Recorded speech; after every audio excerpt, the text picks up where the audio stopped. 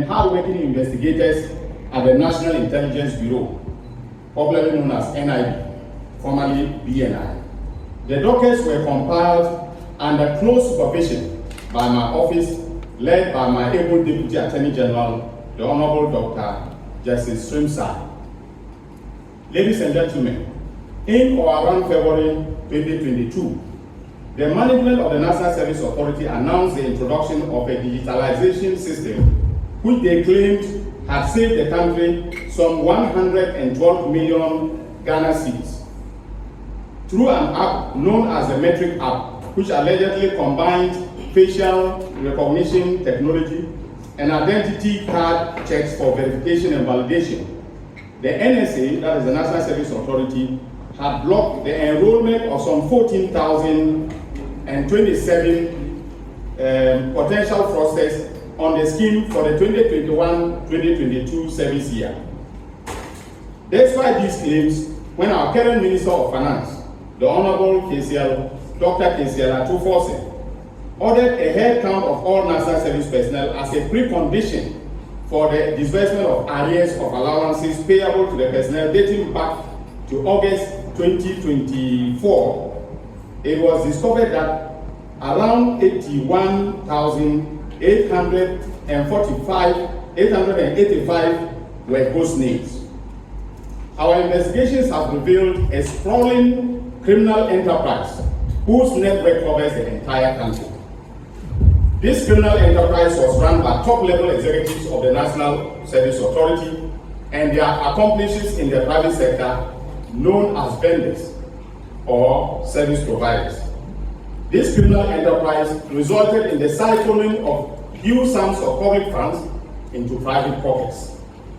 In total, we can confirm from our evidence on the docket and from interrogations that a whopping 548,333,542 cedis and 65 pesos, that's how accurate we have been, has been lost to the state through the criminal enterprise. The breakdown is as follows.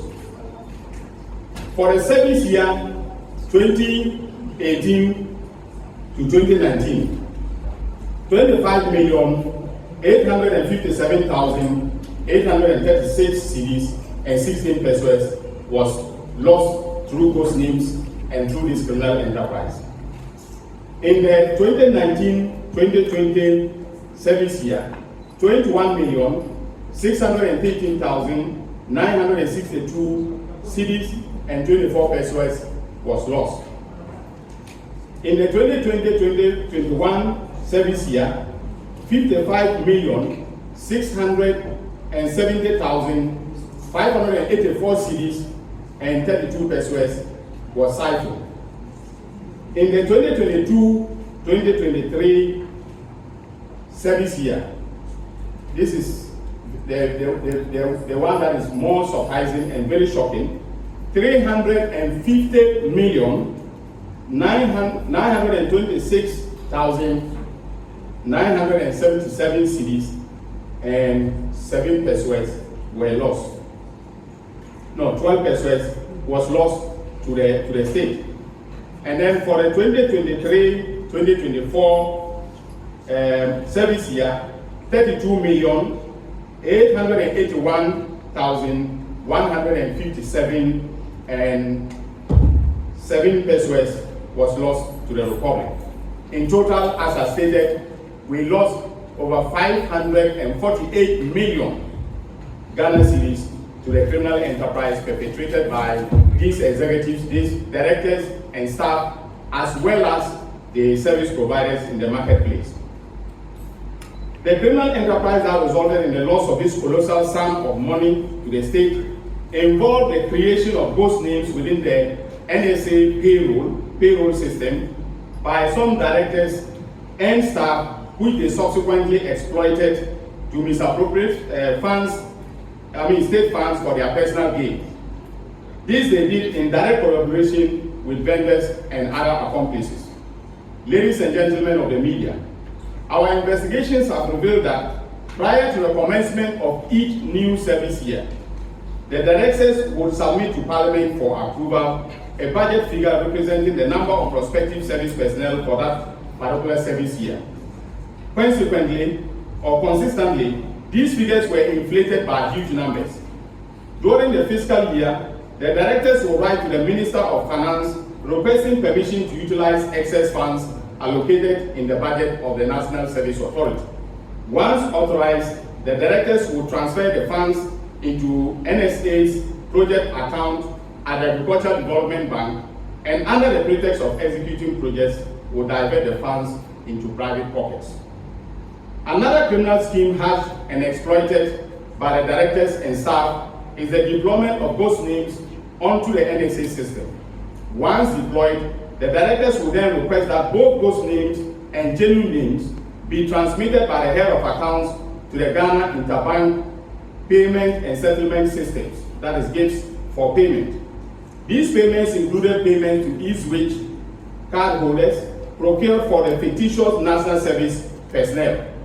Our investigations compared monthly data of verified national service personnel generated from the Central Management System and submitted to the NSA Accounts Office, and the data of the NSA personnel who were actually paid through the GIFT system for a period of 6 years.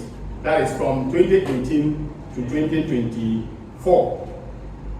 It was established that a total of 587,543 personnel were to be submitted to GIFT for payment of allowances. Meanwhile, data from GIFT showed that a total of 650,165 personnel were paid, indicating that 63,672 constituted ghost names. These consisted of the following categories of personnel. That is, national service personnel who were blocked on the CMS system during the registration process. Then national service personnel numbers that exist in the payment records but do not exist on the central management system. And then, of course, NSA or national service volunteers. And then some management staff and marketplace vendors. Fellow countrymen and women, our investigators additionally established that some of the ghost names were added to the list submitted by vendors, representing the number of service personnel to whom they had supplied items or provided loan facilities, allegedly. When these vendors eventually received the payments, the directors and staff would then contact the vendors whose accounts had received payments, meet with them, and collect the additional money that had been added to the vendors' payments. For instance, we have conclusively established that after collecting these funds, some of the suspects, such as Gacy, Nyako, and Otin, handed them over to suspect Ose Asibe entry in cash, and on some occasions deposited the cash into his bank account. Ose Asibe was the chief executive, the director general of the National Service Authority.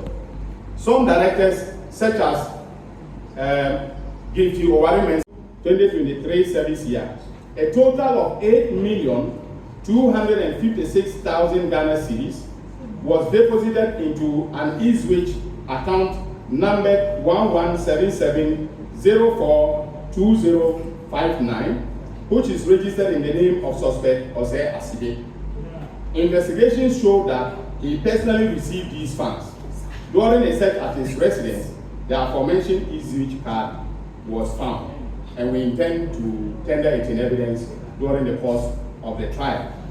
Ladies and gentlemen of the media, our investigations further revealed that another suspect, Haruna Maulaya of Al-Faida Ventures, a vendor in the marketplace, received a total of 21,306,272 Ghana cedis and 43 pesos into his account from 2017 to 2024. Suspect Rose Hamilton of Marine Ventures received a total of 50,750,923 into his account from 2027 to 2024. A total payment of 167,554,398 cedis and 50 pesos was made into the account of a savings and loan company, a savings and loan entity between 2019 and 2024. Suspect Sylvia Opari of Silsona, the names of the companies are very interesting. Silsona Ventures received a total payment of 10,746,634 Ghana cedis and 41 pesos into her account from 2021 to 2024. Suspect Jacob Yorsen of Inyasampo Ventures received a total payment of 19,199,638 Ghana cedis and 57 pesos into his account from 2021 to 2024. Suspects Philomena Atta and Stephen Kobina of Brainwave Ventures received a total of 17,646,523 Ghana cedis and 80 pesos into their accounts from 2021 to 2024. Suspect Solomon Jomina of Alpharita Ventures received a total payment of 8,236,019 cedis and 67 pesos into his account from 2021 to 2024. Suspect Charles Ahemin of GH Ohetek Ventures received a total payment of 14,235,118 Ghana cedis and 14 pesos into his account from 2022 to 2024. Suspect Kogu Opare Agofa and Prince Agofa Awoku of Fralisa Ventures received a total payment of 9,011,164 and 35 Ghana cedis into their accounts from 2023 to 2024. However, none of the aforementioned vendors provided evidence to the investigative team or to myself to prove that the amounts of money they received corresponded to the items supplied or the loans supposedly made to the National Service personnel. Ladies and gentlemen of the media and my fellow countrymen and women, having concluded our investigations, we'll be filing charges against 12 suspects who work as directors and staff of the NSA. I've already listed them, but for abundance of doubt, let me mention them again.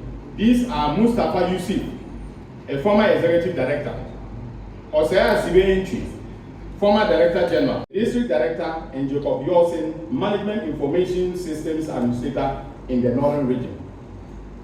We will also file charges against the following persons who are vendors on the marketplace on the Central Management System of the NSA in the Eastern, Greater Accra, and Ashanti regions.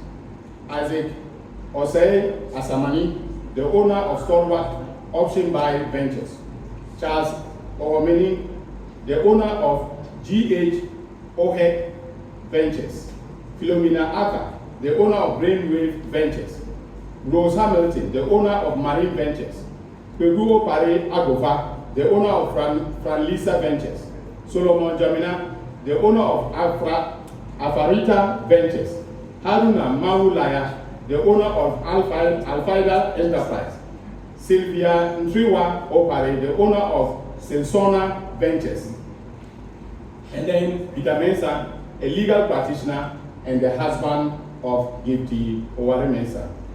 We have made the decision to enter into non-prosecution agreements with some of the persons who were involved in this criminal enterprise, especially the vendors, and these have agreed to provide compelling testimonies as witnesses for the prosecution.